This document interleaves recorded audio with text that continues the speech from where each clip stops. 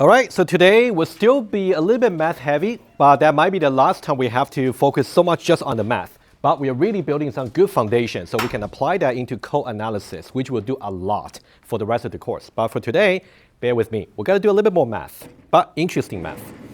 Let's now talk about some reminders. So your assignment number 1, don't forget, it's going to be due next Monday. Check the precise time, please, on the PDF. Don't miss the deadline. Submit your best attempt, and then I will release the solution. Take a look at the solution after deadline. If you struggle with any parts about the solution, let me know. We'll talk. And the split array harder, I think one of your fellow students was asking. I would say split array harder is slightly harder than task number 4 about staircase. Slightly harder, but it should be around the same level, similar. Okay, slightly harder. Try it out. Struggle with it. Ask me for any hints if you want. I'll rather you guys try before I release a solution. I'll rather delay the solution and release a little bit later. Okay, I really want you guys to try. That'll be the best for your preparation for programming test. All right, office hour you guys know pretty well, and the TA's content, right? Any question?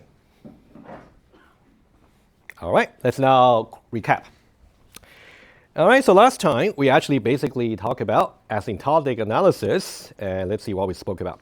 Very important, guys, about how you can go from absolute into relative running time. So there's a flow over there, very simple stuff. The conclusion really is you can safely drop the T over here, which will be platform dependence. T value can be different from platform to platform, but we say that whether you want to analyze the same algorithm but on different platform, or you try to analyze different algorithm on the same platform, you can always safely drop the T over here. So we always focus on the relative running time over here. All right, so that's something we have to focus on, the relative running time for the rest of the course, right? Just understand the rationale behind. And then we spoke about how we can approximate the running time. So this is like a very good way to kind of guess about the running, like a running time upper bound. So as we'll see today, usually you will be asked to solve 2 parts of the question. Part number 1, you have to somehow approximate and guess what's the asymptotic upper bound for the given function. And part number 2, you have to prove it, right? So I'll show you more examples today. But the principle, easy. You basically identify the highest power, and then you drop the lower terms and the multiplicative constant. Okay, but of course, that's only a guess. Guess sometimes can be wrong. You also have to formally prove it. When you formally prove it, you got to know what's the criteria, which I'll summarize again. All right, and then we talk about this very important graph over here. Of course, it does not include all the possible mathematical functions, but these are the common ones you will see for running times. All right, so all the ones over here, I'll leave to you guys to get yourself familiar about them. We also need them to also understand some insights into big O today. Okay. For example, if I simply give you these 2 functions, let's say function number 1 and function number 2, you should really give yourself the following hints to say function number 1 asymptotically grows faster than function number 2. So that means asymptotically, function number 2 should be more efficient. It takes less time, right? That's something you should really get from the graph. And then we did some exercises on approximating the running time, right? The same principle. Identify the highest power, drop everything else, basically. And then we started going over the formal definition for big O. And the definition we went over most likely is what you saw in 1019. But today, I want to do a little bit of exercise with you. Since you guys took 1019 or 1028, you have seen a little bit of predicate logic. So there is a way to formulate the same definition using predicate logic. I think it can give you a little bit more, like a slightly different angle to see the definition. We'll get there a little bit later. So you basically got 3 functions here. You got a runtime function f of n. Also, you got a base reference function g of n, which itself does not really upper bound f of n necessarily. So you have to somehow do some manipulation by choosing some multiplicative constant, such that starting from n0, which also has to be chosen, you will get upper bound effects, right? That's a definition. All right, so that's a formal definition here. So we got to choose the c and n0, and then this will be the upper bound effects starting from n0. And of course, if you look at the graph, let me make it a little bit larger here. So starting from the n0 you have chosen, here you can see f of n, the runtime function, is smaller than or equal to the modified version of g of n by applying the multiplicative constant, right? So that's the definition for big O. If you can show that, so there's such a C and N0, then you prove big O. And we're going to do more proofs today, so you get used to the style that we are expecting you to write in the exam or in the written test. And then I think that's the last page. So this is something I will come back slightly later today, maybe after 10 or 15 minutes. I do want to talk about something else before this, so we get better prepared.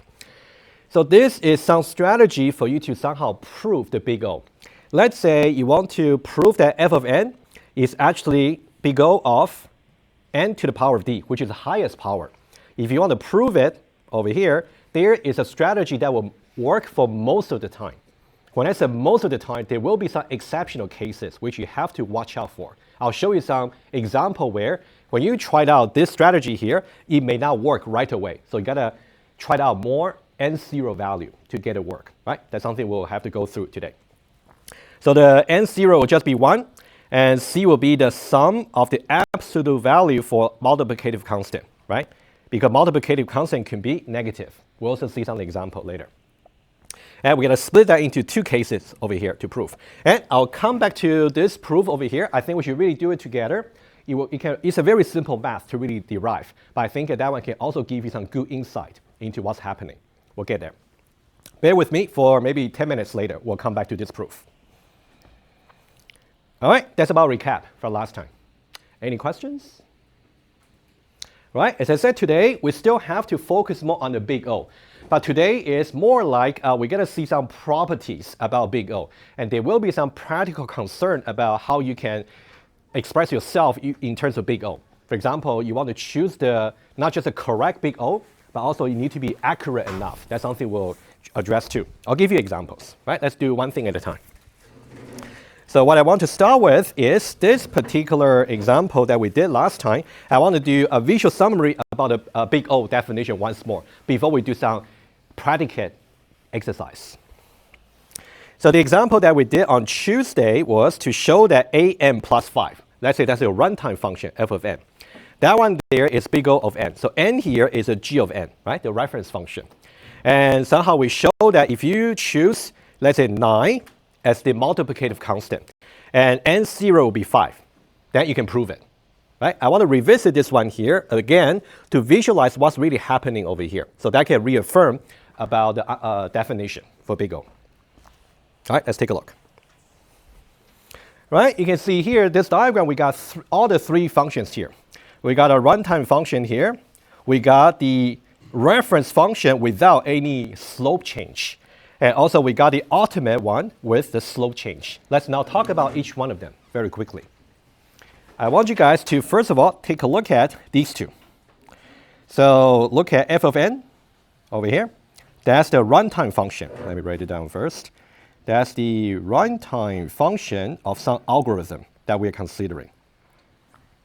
Of some algorithm. And then what we really want to show is f of n. Let me write it down. We want to show that f of n is order of the big O of g of n. And the g of n is a reference function right here. That's now highlighted. All right. So for now, you can disregard the blue one, just for now. Okay. Just look at the green and the pink over here. Question first. Can the pink function here upper bound f of n? Never. Because you can see it's a trend over here that this function here is never larger than or equal to this one that's strictly above. No way. So we don't have any upper bound effect just yet. It's important to realize without any multiplicative constant, most likely it cannot upper bound just yet. All right? So what we need to understand first to remind ourselves, let me write it down here. So if you look at these two, right? These two over here. And by the way, g there is the reference function. Let me just write it down again. So this is the reference function without any manipulation. Slope change, more precisely. And then here we want to realize f of n is never upper bounded by G of n. Because the upper bound effect we are expecting to see, which will be f of n less than or equal to g of n, this one here is always false.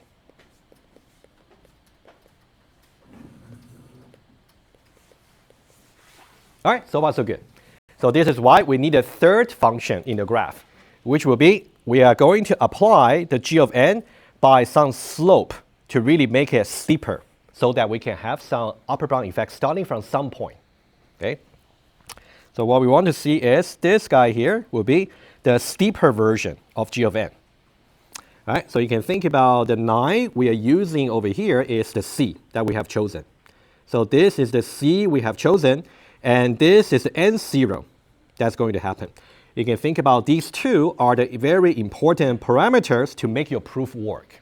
Okay?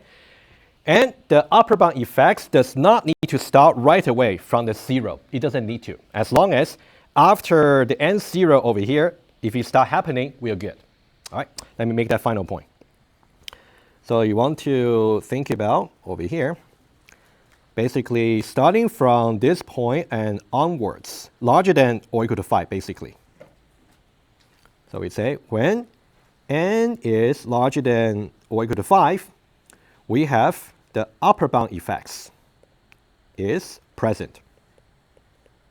More precisely, f of n strictly, less than or equal to c times g of n, right? You can see that. Exactly this version here, larger than or equal to this one here, right? But before that point, the upper bound effect is not there, right? Because now you can see that this modified version here is not upper bounding the runtime function, right? It's the opposite. So it's okay as long as it happens after this point that we have chosen. All right, let's write down that last point.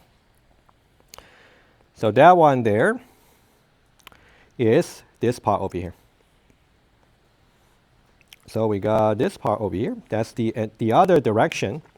So this will be the part where the input size is strictly less than the earliest point, right? So here we say the upper bound effects is not there.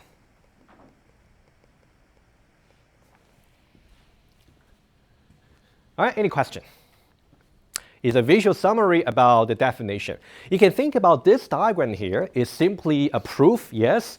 That one there is a nice instantiation of the graph that we spoke about last time about the big O, just like an instantiation. Every time you're trying to do a proof, you're really trying to instantiate a definition here, okay? With some concrete value about C and N0, basically, and F of N and G of N. Any questions before we move on? All right, so now that we are pretty good in understanding this version of the formal definition for big O, let's now do a little bit exercise here to see how we can formulate the definition slightly differently. What we're going to formulate now is really equivalent, but just a slightly different way of understanding stuff, which can give you more insight, maybe. All right, so let me tell you what the question is. What we have known is this formal definition and also this diagram, right, just from before. And this is a question. We want to formulate the definition above, which is about f of n, the runtime function is order of the big O of g of n. How do we formulate this using logical operators from 1019? Namely, some combination of negation, conjunction, disjunction, implication, universal, existential. Somehow using a combination of these operators, we will be able to also formulate what big O really means. Guys, take 1 moment. You don't need to come up with perfect answer, but at least think about maybe some part you can already get some idea whether I should use for all will exist, right? Some parts. I'll give you the same hints that I gave to your fellow student in the morning. Okay, let me start you with. We want to basically formulate this idea here. And we said that this is like a family, right? So we are really talking about membership for sets. So what I will start with is I'm going to say that the f of n is a member of the big O of g of n. Let me start with that. Okay. So I can say f of n is a member of the big O of G of n.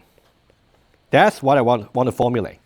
And in practical logic, if you want to say two things are equivalent, we're giving a definition, it will be something like if and only if. Right? That's what you learned earlier. If and only if. Like an equivalence, basically. So now, what should we put on the right-hand side? That's the thing.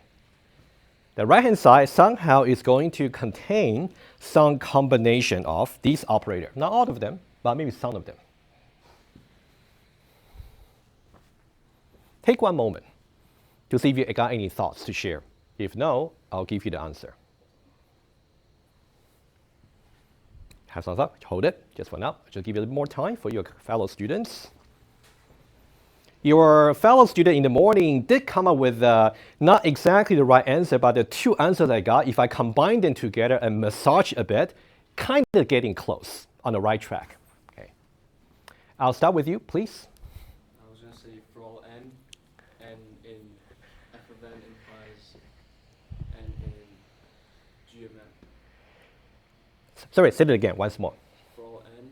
For every n, something, okay.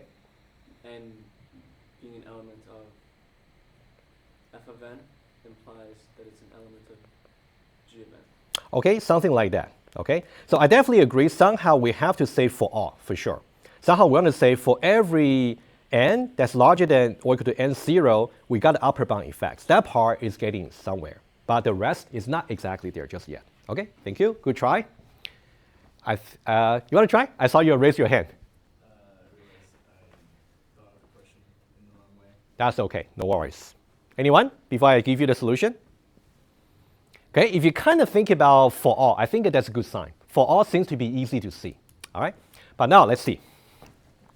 The nature of the proof is you have to find at least one pair of C and N0, right? That's how you prove it. So we should start with there exist. If you can find such pair, just one pair, that'll be enough. So we're going to say the following. We're going to say there exist the C and N0. Two things, two values. And then what's the constraint on them? So C must be larger than 0 and N0 must be larger than or equal to 1. And, right? You can see these two constraints over here correspond to what we said over here, right? About C and also N0. And then we want to formulate this part to say the upper bound effects for all the values of n larger than or equal to m0. That's really what's remaining. On the diagram, we want to make sure, basically, to formulate this part. Once we have chosen the C and we have chosen the m0, we want to make sure we actually got, basically, starting from m0, this area over here, we do have the upper bound effects. So that's what's going to come in here. All right, that's the part we're going to see. All right, I'm going to use parentheses just to make it more explicit for you. So we're going to say here, we're going to say for every n, the input, and then n should be larger than or equal to n0, right? Should be larger than or equal to this. If that's the case, then we care about the upper bound effects. If that's not even larger than or equal to that, for example, if that's actually to the left, we don't care. We only care when it's larger than or equal to. That's why there's implication here. And then we got f of n less than or equal to c times g of n. All right, so that's the definition, nested quantification. So we start with the exist, which contains for all, basically. All right. So guys, you can take some time to really think about this nice definition here, right? That can give you some insights. And just one thing to point out as well. If you take a look at here, you can see the C here and the N0 here is corresponding to these two, right? They kind of bound to the dummy variables for the outer quantification. All right, any question about this? Okay, think about it. I think that also is a nice way to brush up the practical logic that you actually learn in 1019. It's a very nice way to show how useful logic is. If you ask me personally, I would prefer this definition here. It just makes so much more sense to me. But this one is good too, right? Nothing wrong with it. All right, if that's good, let's now move on. Okay, let's now do a little bit of proof about a strategy that we're going to use to prove big O, all right, which will be this guy here. All right, that's something we started with, but we didn't get a chance to do any proof. But let's do that quickly. Wouldn't take long. Just bear with me. So here we want to show this strategy here, so we can choose the C to be something and N0 to be something. So once we have done our proof in this page over here, for all the subsequent examples or any question you might be asked in the test or exam, you can apply this strategy without proving it.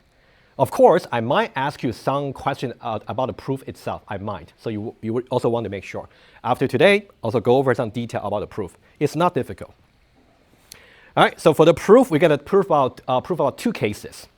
We want to prove about the upper bound effects for input being 1, base case, because it starts from 1. And also when input is larger than 1. These two cases, right? These two. Let's start with f of 1. All right, that's what we should do. So we want to make sure upper bound effect will start right at n equals 1. So I'll start here with, let's say, f of 1. And then I simply plug in the number here. So I'm going to replace every occurrence of n just by 1. All right, so let's now do that quickly. So A0 times 1 to the power of 0, right? Plus A1 times 1 to the power of 1, plus all the way to AD times 1 to the power of D, right? You can see all the n has been instantiated with just 1, like a base case, this, the leftmost point on the diagram. All right, so our goal is to show that this guy over here, f of 1, has the upper bound effects already. It should be bounded by the C that we chose times Gn, right? G1, basically. Right, that's what we want to do. So let's see how we can do that. So we can somehow do a little bit of manipulation here. Let me show you the inside here. So let's look at this. 1 to the power of 0, 1 to the power of 1, all the way to 1 to the power of d. They are special. 1 to the power of anything will just be 1. So this is just 1 to the power of d. This is also equal to 1 to the power of d. This will just be itself, right? Easy math. So I'm going to apply some justification here, and I'm going to put it here, star. So 1 to the power of 0 just equal to the power of 1, all the way to 1 to the power of d. And they're just equal to 1. Right? And since they're all equal to 1 to the power of d, I can just factor them out. Right? Factor them out. So I can say this. So now I can put 1 to the power of d right here. And then I can say A0 plus A1 plus A plus A2, etc. up to AD. All right, so far so good. However, we're not there yet. We're getting very close. We want to show that this guy here should be less than or equal to the C, which has the sum of the absolute value. But we don't have any absolute value here. But it's easy to justify. Because, for example, you agree A0 should be less than or equal to its absolute value. A1 over here will also be less than or equal to its absolute value. Right? Easy to argue as well. So now we can say less than or equal to here. And then I'm going to put just another lemma, like a side theory. I'll put here. So A0 less than or equal to absolute value of itself. A1 less than or equal to its absolute value all the way to AD less than or equal to that. So given that, we can now do the following. I can now replace every one of them just by the absolute value version.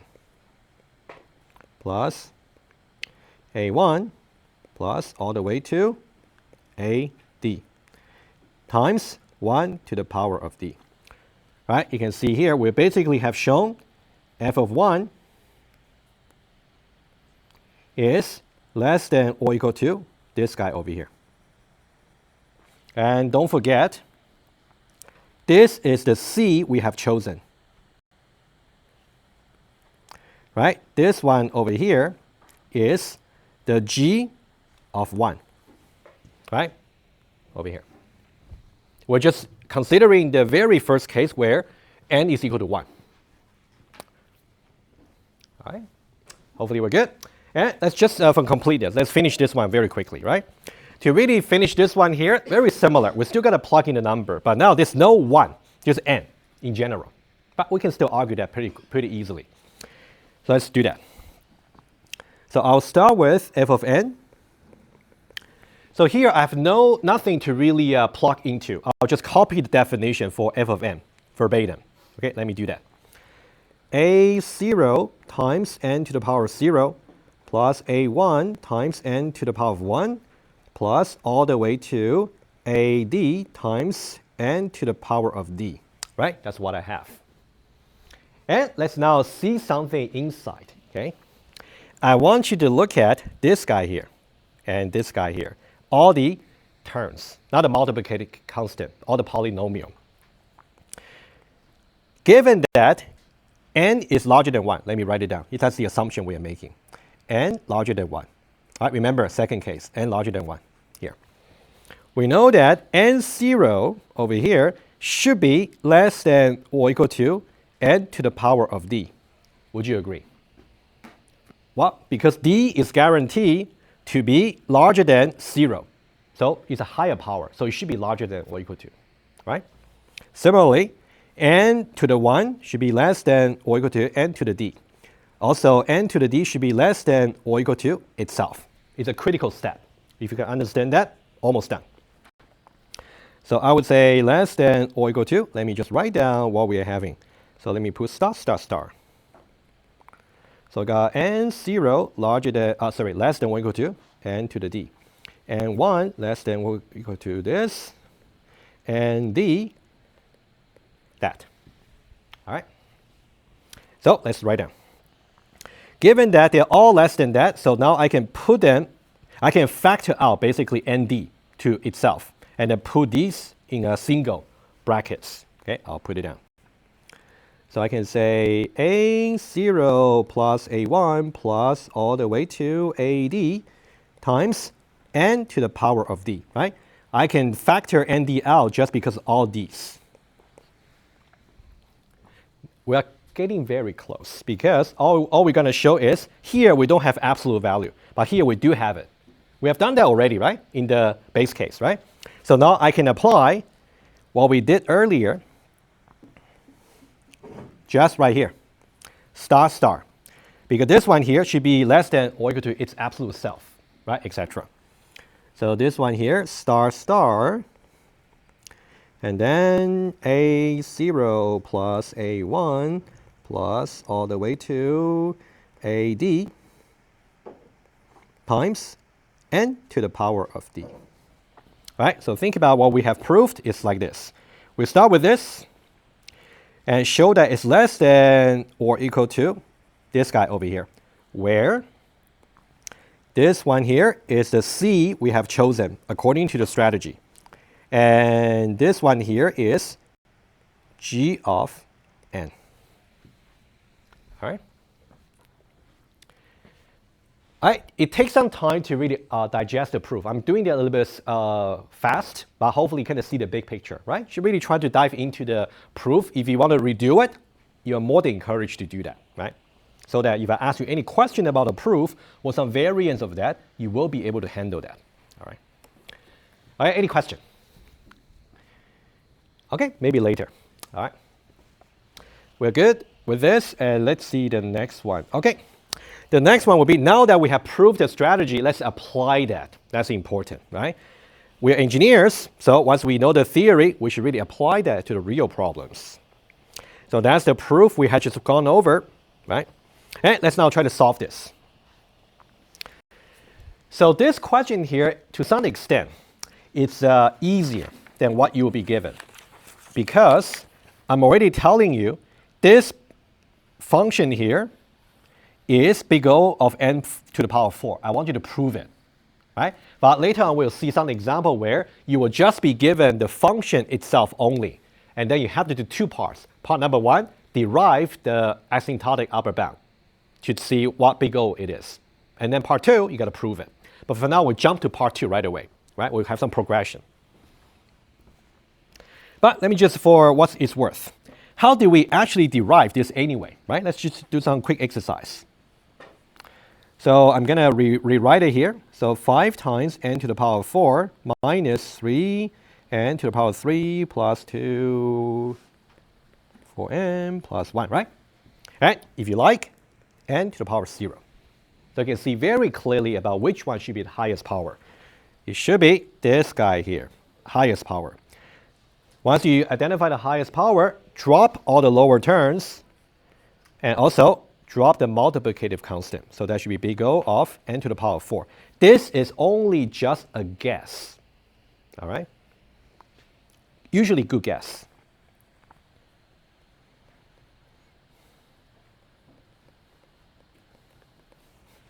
And number two, we got to prove it.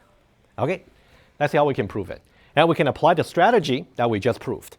And by the way, so in the actual test or exam, you don't necessarily have to follow that strategy in which the n0 is guaranteed to be 1. If you really want to find out some other pair of C and n0, maybe when n0 is equal to 5, what should be the corresponding C? If you really want to do that, that's fine too. All right? But let's just follow that strategy since it's already proved for us. So we want to prove that it's really big O of n to the power 4. We got to choose the C equal to something and n0 and give, according to the strategy, n0 should be 1. When I say should be, that means we better verify it once we are ready. Okay, I'll show you why you need to verify. In some cases, the verification might fail, in which case you got to change the n0. Okay. For now, let's what should be the C? Can I simply write 5 plus minus 3 plus 2 plus minus 4 plus 1? Does it sound right? No. Yes? What should I change? According to strategy. Absolute value. Thank you. That's what I need to hear. Thank you so much. Exactly, right? Just don't make that mistake. Okay. And you just gotta put absolute value over here for every one of them. All right. And 5, 8, 10, 14, 15. So we can choose C to be 15. And then n0 will be 1. But now let's verify. So what do I really mean verify? Verify means you have to make sure that upper bound effects really happens starting from n equals 1. Okay? So what we want to verify here is f of 1, because we're talking about 1 here, should be less than or equal to C times G of n. And what's C? 15. What's G of n? In this case, n to the 4, right? Just don't forget, it's right here. Okay, n to the 4, or that's something we derive here. Okay, n to the 4. And of course, n will be just 1. All right, so f of 1 will be f of 1 will just be 5 minus 3 plus 2 minus 4 plus 1. Is it less than or equal to 15 times 1? It is. Good. So we are fine. All right. This is the good case where verification succeeded. I'll show you one example soon where verification is going to fail. Yes, question. Is there any benefit in making C as close to the value as possible, or is it fine just? Sorry, say it again. Is there any benefit of making C as close to the value where it exactly fits? Just this particular strategy. So this particular strategy simply say if you choose the C this way, then n0 can be as small as 1. So you're basically finding the earliest point where the upper bound effect can occur with the highest slope possible, basically, right? It's just a strategy. As I said, of course, if you remember that predicate formulation, if they exist. So now we're showing one existence of such pair. If you want to choose different combination of C and N0, that's also fine. Okay. Yeah. We're just showing a strategy that almost always works. Okay. All right, so this one is good. Let's now talk about some properties for big O. Question before I talk about it. Would we always be required to find the smallest pair that would make it work, or can we? Okay, I see what you mean. So the question was, are we always required to find the smallest N0 possible? It depends on the question. So maybe if the question was formulated to say, when you prove it, you must choose the smallest N0 possible. That's really a strong indication. You should really use the strategy. On the other hand, if I didn't say that, of course, you can still use the strategy, or you can use maybe a larger N0, in which case C might be adjusted accordingly. Yeah, so it's really up to you how the question was asking. Yeah. Okay. All right, so now let's talk about some properties of big O. We got a few properties to really communicate over to you, right? So let's talk about them. Okay, quite a few. Okay. So if we go back to the slides, and then, so we are done with this. Okay, so we are really talking about surrounding the idea that big O is really like a family notion about a function, like a set. Okay, let's start with the first one. We first talk about to really construct individual family. Let's say the family for big O of n versus the family of the big O of n squared. Let's talk about individual families first, and then we're going to see how we can relate different families together. Okay, let's talk about one by one. All right, you will see some definition on the slides, but I will just show you the page right away, so get intuition right away. And it is also important, oh, sorry, I forgot to switch. I beg your pardon. Okay, so you can see here, we're going to talk about this family here, and also we're going to talk about this family over here, right, individually.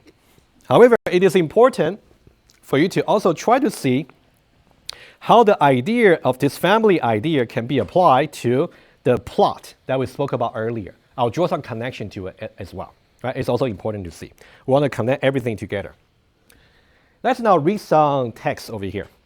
We're saying each member in big O of g of n, for example, big O of n, is such that the highest power of that function f of n, for example, over here, should be less than or equal to the highest power of g of n. In this case, g of n, the power is just 1. That means any function whose highest power is less than or equal to 1 should be included in this family. When I say power less than or equal to 1, that means they grow no faster than n. Okay? I'm going to put it here. Functions growing no faster than n should be included.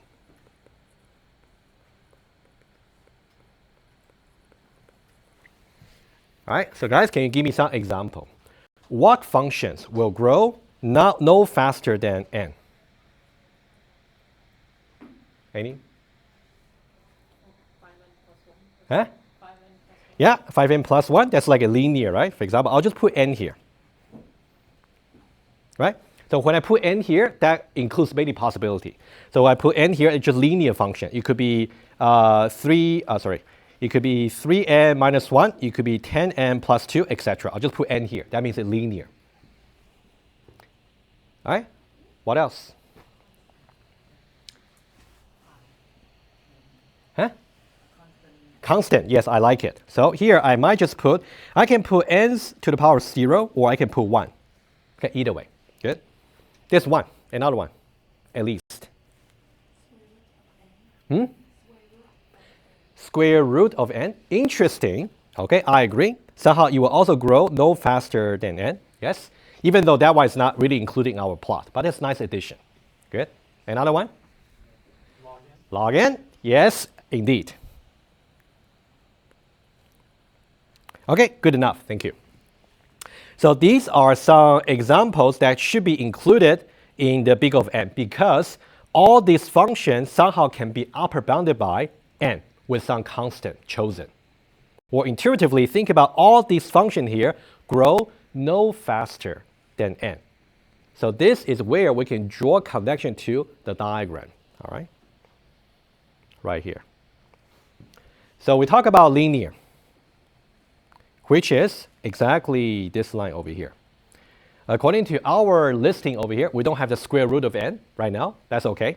So here, we want to show, so this particular family of big O of n is going to include just this line itself, and also everything below.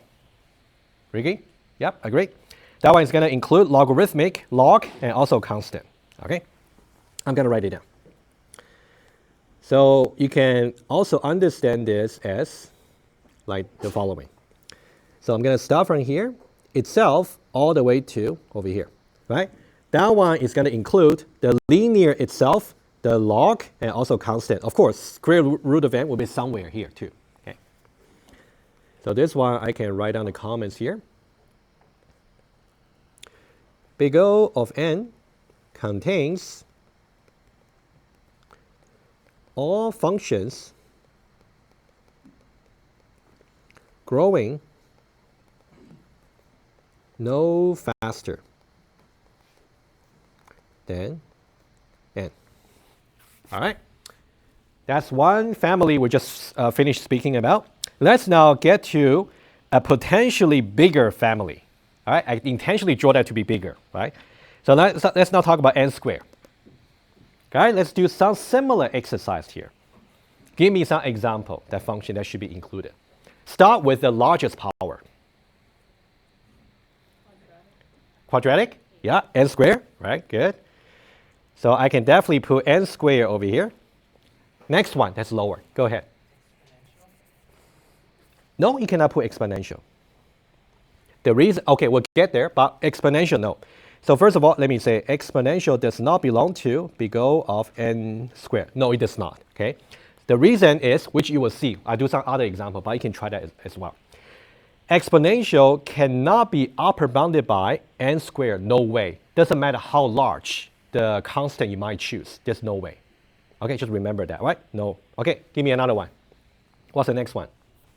N log n, I like it. Okay, n log n. Next one. And then it could be maybe a log n, agree? Also, it could be constant. And also, it could be the square root of n that your fellow student contributed. Did you notice one thing here? Somehow we are making some repetition, right? Especially if you think about this. This guy here is the family for big O of n. That family was completely contained exactly here.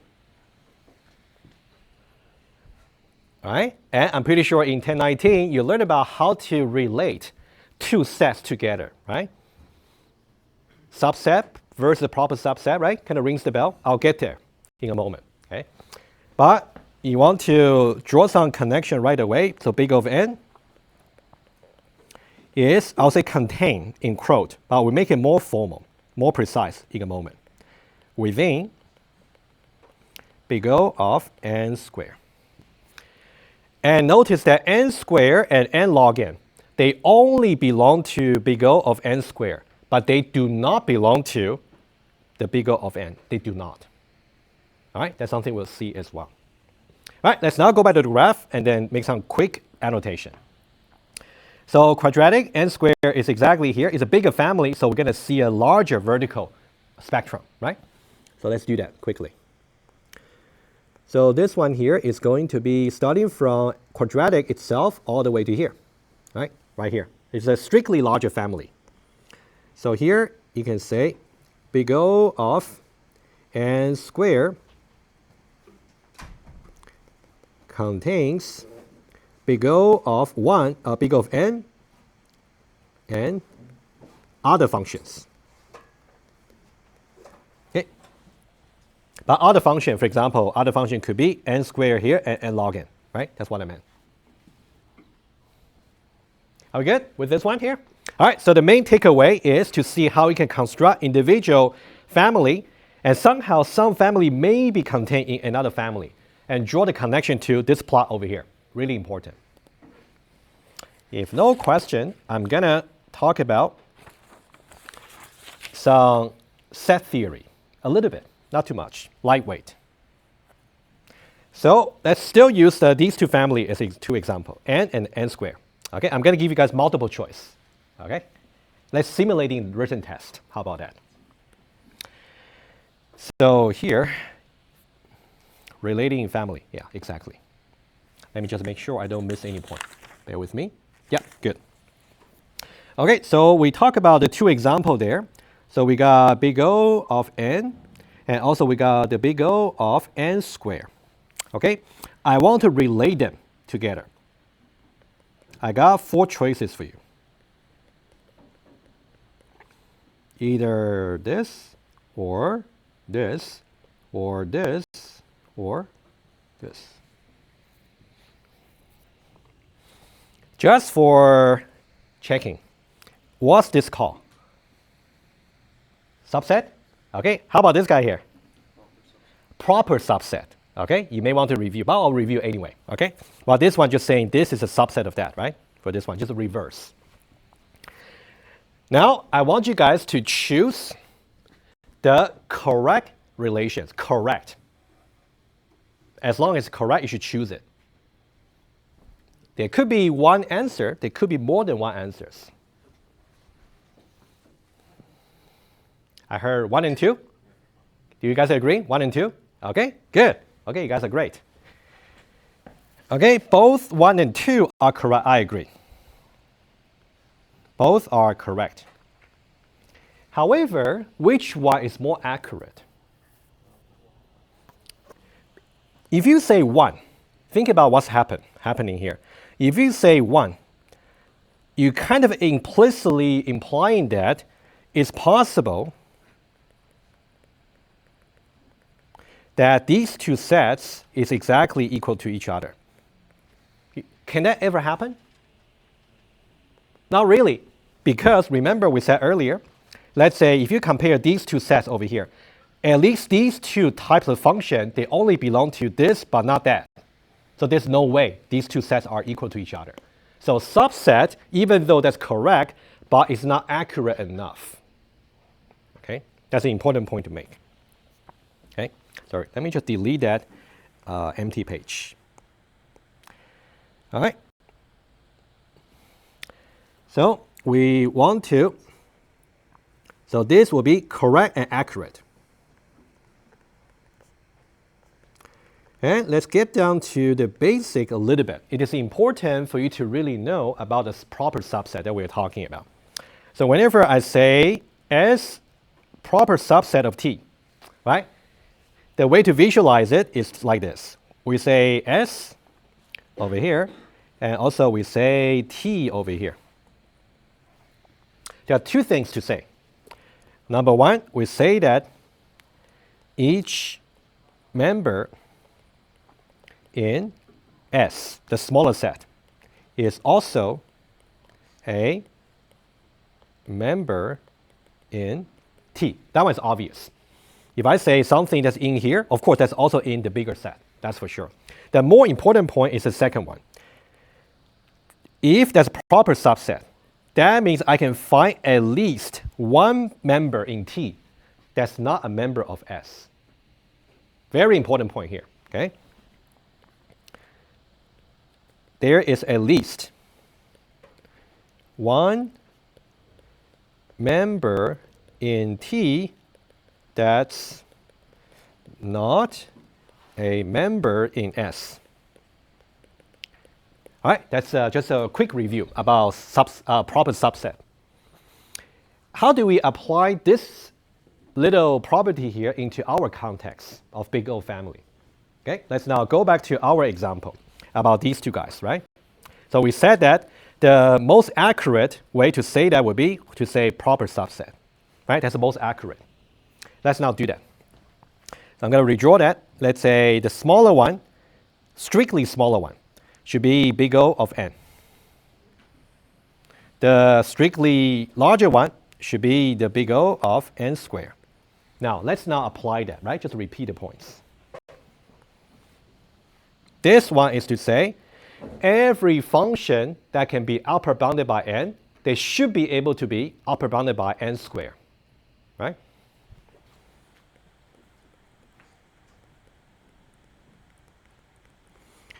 Upper bounded by n can also be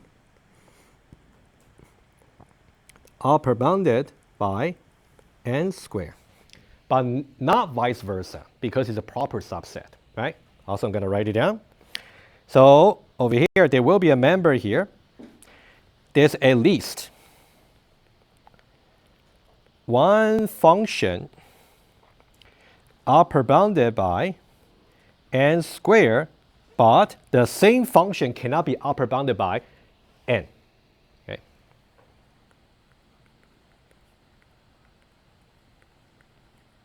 Can you give me one example?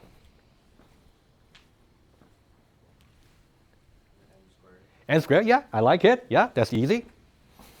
For example, n squared, also n log n, right? Something like that. Okay. I want to do one more illustration to illustrate this point. All right. So you can now. I'm going to show you a little bit different example to show this point specifically, just to give you a little bit more elaboration. But you can also try to convince yourself why this is the case by following the same visualization, which I'm going to show to you. All right, let's now do one more. Okay. Let's now consider slightly simpler proper subset. Okay, just slightly easier for you to grasp right away. So let's now talk about big O of n to the power of 0, constant basically. So constant function family should be a proper subset of big O of the linear function. We know that pretty well. And let's consider this guy over here. Okay. Let's now visualize it first, and then I'll show you. Okay. So we can say the smaller one will be constant. Big O of n to the power 0. So for example, we may have 1, we may have 5, we may have 10, etc. Okay. By the way, is log n a member here? No. Log n is definitely cannot be upper bounded by constant, right? It grows strictly faster, right? That's something that you got to study for. Just about the diagram and also the idea, right? All right, another one. So this will be n squared. Big O of n squared. Okay. So let's now first start with this set over here, just to make sure we understand this. These will be all the functions that can be upper bounded by constant. Sets of functions that can be upper bounded by n to the power of 0, constant. And let's now consider in detail a member over here, right? And I'm going to choose 3n. Okay, 3n. Oh, I beg your pardon. Over here, I really meant to say not n to the power of 2. Right? Since we're considering this, right, should be n to the power of 1. It's a typo. Sorry about that. Okay, that's really what I want to write. So 3n, I claim that it can be upper bounded by n to the power of 1. Obviously, you can choose 4, for example, right? You can upper bound that easily. But I want to say 3n can never, ever be upper bounded by n0. You might be thinking, what if I choose a very, very, very large c? No, it's not going to work. No way. Okay? So you got to see some diagram. At least a function upper bounded by n1, but not upper bounded by n to the power of 0. Okay, so here, even with a very large c chosen. Once I visualize it, you will see it's kind of obvious. Doesn't matter how large the c you might choose. Okay, let's now do the diagram. Okay, so let's say this is the diagram here. Okay, so we got our f of n, and we got our n. Let's now put 3n first. That one basically like n, just slightly steeper, right? Let's say 3n here. And in order to actually upper bound it with m0, n to the power of 0, we have to choose some very large c. But as you can see, it doesn't matter how large you might choose. Somehow, constant line, like a 1, will just be a flat line. If you choose a c, as c grows larger, you will just get flat line, a little bit higher and higher and higher. The trend goes on. There must be some intersection somewhere. Doesn't matter how large the c is, right? That's a really critical insight. So I'm just going to put it here. Okay, so that will be c times n to the power of 0. So here you can assume that c is a very large value. But you can never avoid there will be an intersection somewhere over here. As soon as you got an intersection, now, do we have any upper bound effects after the intersection? No. You can see the c times n does not upper bound the actual 3n. So there's no way you can ever upper bound. There's no such a point that from that point you can upper bound 3n just by the c times n. Just no way. Okay? Think about this kind of insight. I think is very handy. And once you thought it through, you can think about why. Like n squared and log n cannot be upper bounded by n. That'll be some exercise for you. Okay? Okay, I'll write down the last insight and then we can move on. So here you can say, despite how large c is to the right of the intersection, you will have basically c times n0 less than or equal to 3 times n, right? I'm basically saying this modified version of the gn is actually less than or equal to this one here. So there's no upper bound effects, basically. If you check the formal definition, you will see. So this one here tells you no upper bound effects. As you can see, all the insights we are trying to discuss today, they're not difficult, but you got to be very clear about the upper bound effects and how things are put in the different order, right? You got to really study for this, right? To really make sure you can naturally recall them during the test and the exam. All right, any question about this? All right, at least on the big picture it's clear. All right, let's now do a visual summary about this relating family thing. So what we really have is really like this, the proper subset relation. So you can have basically big O of n to the power of 0 constant, proper subset of maybe log n, proper subset of big O of n, proper subset of big O of n log n, etc. Okay? We got an increasingly growing family. So I'm now going to visualize them. I'll give you some exercises to try, which should be quite easy. Okay? So we start with the smallest family. This will be big O of 1, constant, here. The bigger one over here will be the big O of log n over here. And then the bigger one will be the big O of n, which is over here. And then we got, let's say, the next one. The big O of log n. And log n, beg your pardon.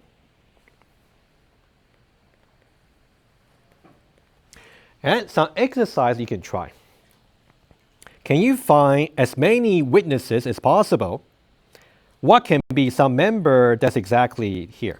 What can be a member that's here? What can be a member that's over here, right? Give some idea. For example, here you want to give a function that can be upper bounded by log n, but it cannot be upper bounded by constant, right? Something like that. Yeah, it's really worth diving into. Okay. All right, the final property we're going to look at before we take a short break. Okay?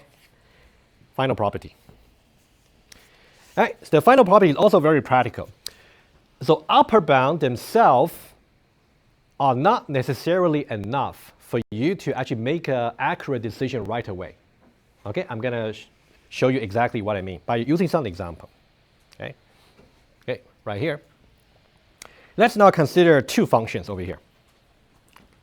Let's say we got two functions over here. Let's say f1, that's a runtime for algorithm number 1.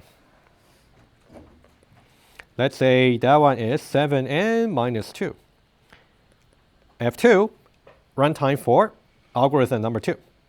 That one is 4n squared minus 3n plus 6. Okay, like that. And let's now try to draw the families and then try to locate where these two functions are. And then I'll show you some sayings. Okay. So let's start with, let's say again, we got a constant over here.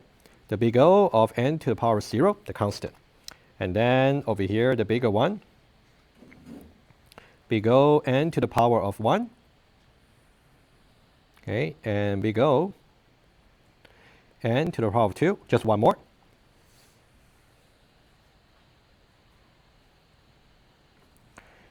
So big O n to the power of 3. And I should be able to move it. There we go.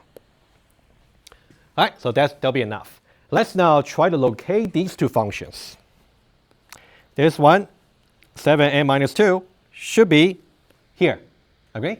Okay, linear. 7n minus 2. And this guy here, higher power, n squared, should be right here.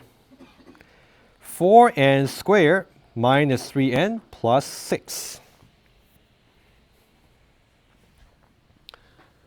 And let's now consider the following statements. Let me take this one, for example, 7n minus 2. Okay, this one here. And I'm going to say the following. 7n minus 2 is order of, right? Of course, that means membership, right? Remember a different way of saying big O, right? Big O of, what would you say? N, at least, right? That one I agree. Can I also say it is big O of n squared? Is it correct? Well, if you think about membership, right, I'm saying the following. This function here is a member of this set. But this function here is also a member of this bigger set. And this function here, of course, is also a member of this set over here. So all I'm saying here are all correct. I can even say big O of exponential. You can see, when you describe upper bound, if you're not being very accurate, you can easily give useless information or misleading information. That's really the point I'm trying to make. All right? So all these statements here are all correct because the simple subset relationship we are checking. All right? So these are all correct. But we need to choose the one that's the most accurate. So which one should be the most accurate? Should be the one with the lowest power. That would be the tightest upper bound. How about that? Okay. So this one is the most accurate.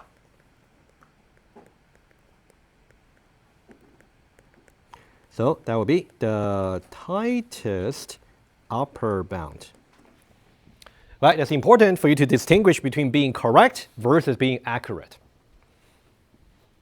And let me now show you one more to see how things can get very, very misleading. I'll put it here. Okay, I'll put it here. And I will simply say the following. I would say f1 of n, the first algorithm, I can say it is big O of n cubed. That's correct. I can say f of 2 of n, the second algorithm, is big O of n squared. Let's say this. If I didn't give you any information about these, I'm only telling you this, you might tend to think which one is more efficient. You might tend to think this might be more efficient, right? If you think that way, you're making the wrong decision, because now f of 2 is actually the less efficient because that's higher power. You see my point here? The point is you cannot just decide the efficiency using big O if the big O itself is not accurate enough. That's really the point to make. Okay?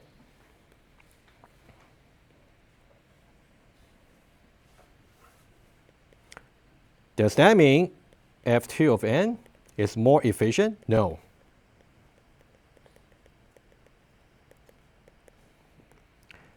No, because the big O of n cubed is not accurate for f1 of n. It's misleading. All right? That's one example to show to you. You got to be very careful. So you really want, ideally, you really want to use the source function right here. But if you really want to use the big O to really judge, it's okay, only given that they are both most accurate possible. All right? That's really the conclusion. Okay? All right? That's definitely the misleading. Okay? Misleading. All right, any question here? Yeah? What do you mean by more efficient? More efficient. Well, for example, you might be thinking that more efficient means the runtime will grow slower as the input size grows.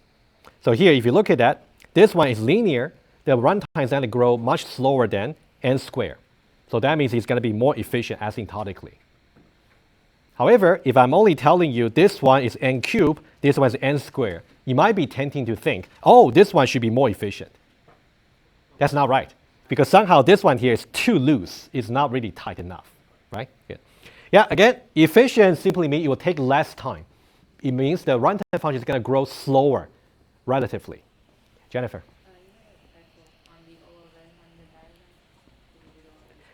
Tell me where? You mean here? Over here? Yeah, and below that. This one here? This one actually is 1. Maybe it looks like 2 to you. But that's my mistake. Okay, I'll make it more like 1. How about that? Better? Okay, good. I really meant 1. All right. All right, good. Let me say one more thing, and then we take a short break, right? Very short break. We just want to do more examples before the weekend. Okay, guys, please, one more, and we'll take a short break. The next one here, very simple. I just want to show to you, whenever you want to state the big O, when you are doing some intermediate calculation, you don't need to be 100% precise. But when you actually state the final answer, you want to make sure the big O reference function g of n itself should really drop all the irrelevant terms. So what do I mean? If you write something like big O of 7n squared plus 4n minus 2 as the final answer, no. Nobody writes like that, okay? Not appropriate as a final answer. For intermediate calculation, it is okay, right? I also do that sometimes. As the final answer. For example, if I want you to state the running time, state the asymptotic upper bound for some algorithm, you don't want to give me that, right? Instead, what you want to give to me is just the highest power, for example, with all the other irrelevant terms dropped. So that would be the one to really give, right? That's just another point to make. Okay.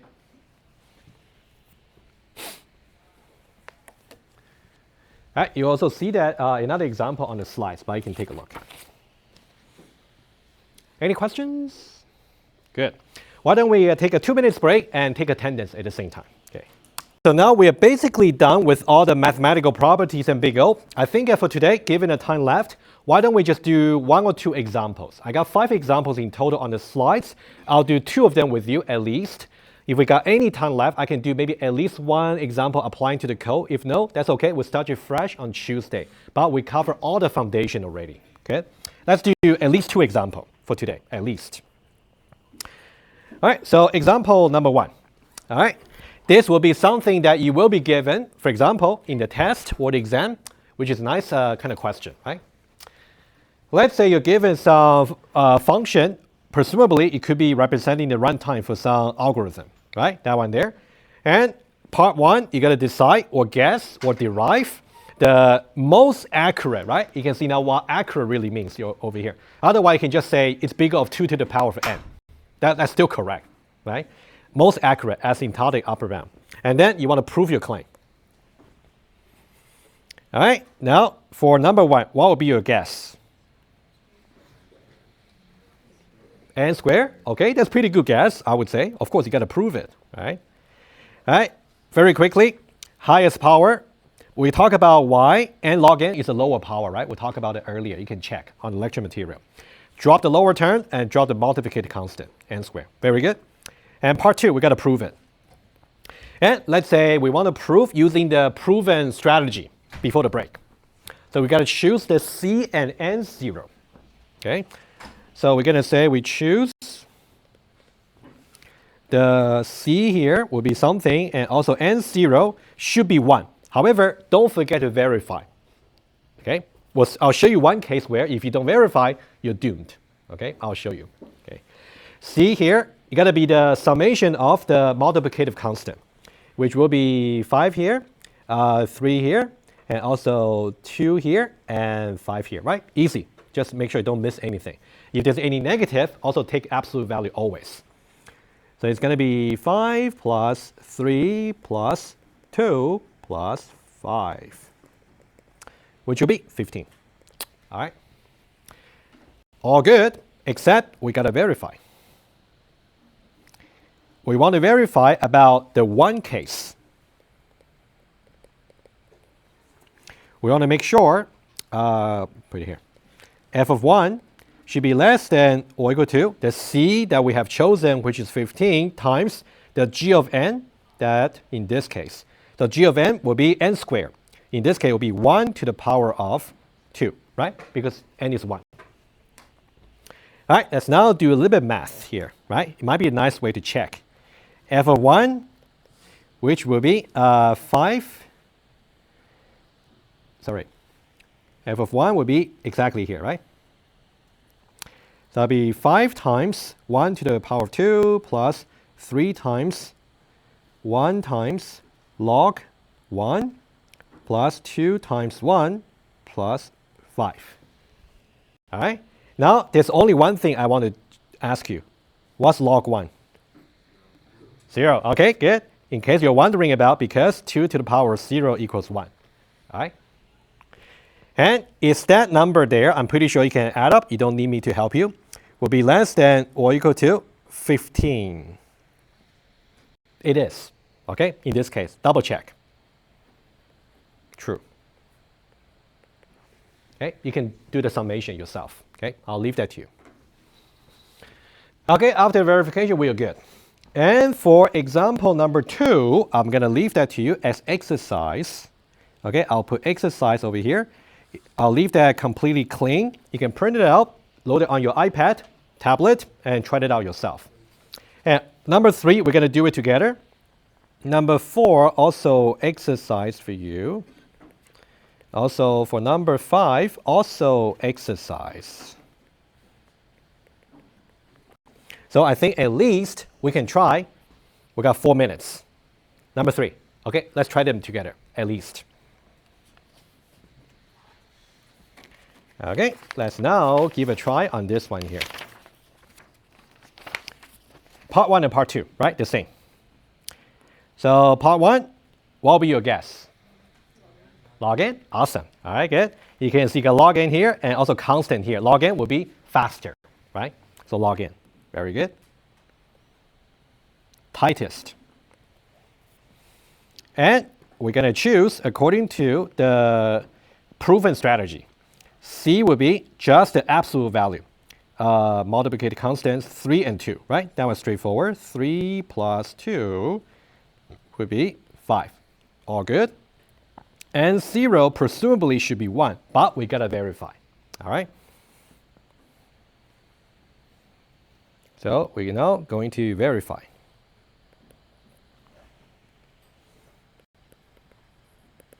Okay, put it here. What should we verify? F of 1 should be less than or equal to the C we have chosen, which is 5 times. And then it should be G of 1. So that should be log 1. All right? We know that this guy over here is 0, right? So that means this guy over here is 0. And then we can also try this one very quickly. This one here, if you apply that, it's going to be 3 times log 1 plus 2. This part here will be 0 plus 2, that will be 2. Now, is 2 less than or equal to 0? No. That's where the verification failed, right? This is one example to show to you, you always got to verify. Now, what should be the next step? If n0 equals 1 doesn't work, try it is equal to 2. If it doesn't work, try it is equal to 3, and so on.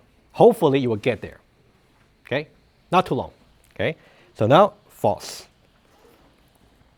So, you want to up here, what if m0 equals 2?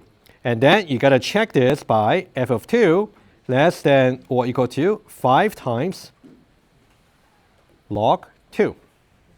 You're basically asking if the upper bound effects is actually there. And this would be your exercise.